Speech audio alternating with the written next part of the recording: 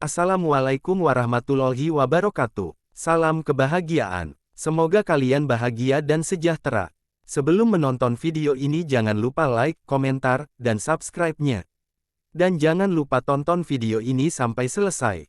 Sekarang kita bahas hidupnya manusia dulu. Kenapa kita bisa hidup? Yang pasti kita bisa hidup karena organ tubuh kita yang mendukung dan berfungsi.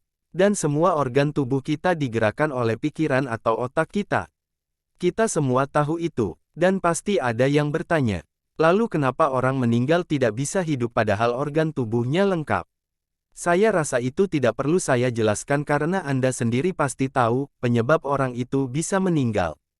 Mungkin suatu waktu kita pernah berkhayal, berimajinasi, tentang bagaimana sih kehidupan setelah kematian. Dan berimajinasi ketika kita meninggal nanti, jiwa atau ruh kita keluar dari jasad kita, seperti dalam adegan film. Dan setelah itu, apakah kita masuk ke surga, atau masuk neraka? Lalu bagaimana dengan agama lain yang surga atau nerakanya berbeda-beda? Apakah agama lain masuk surga atau neraka yang sama? Hanya karena ibadahnya berbeda dengan kita? Atau mungkin, surga dan neraka itu ada di dunia, di suatu pikiran kita, dan ada pada tangan dan kaki kita. Jika itu benar, maka kita harus hati-hati dalam berpikir, melangkah, dan bertindak.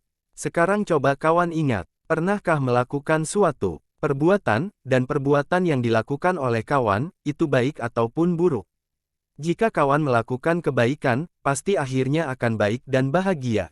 Dan sebaliknya kawan melakukan hal yang buruk pasti akhirnya akan buruk dan menyakitkan.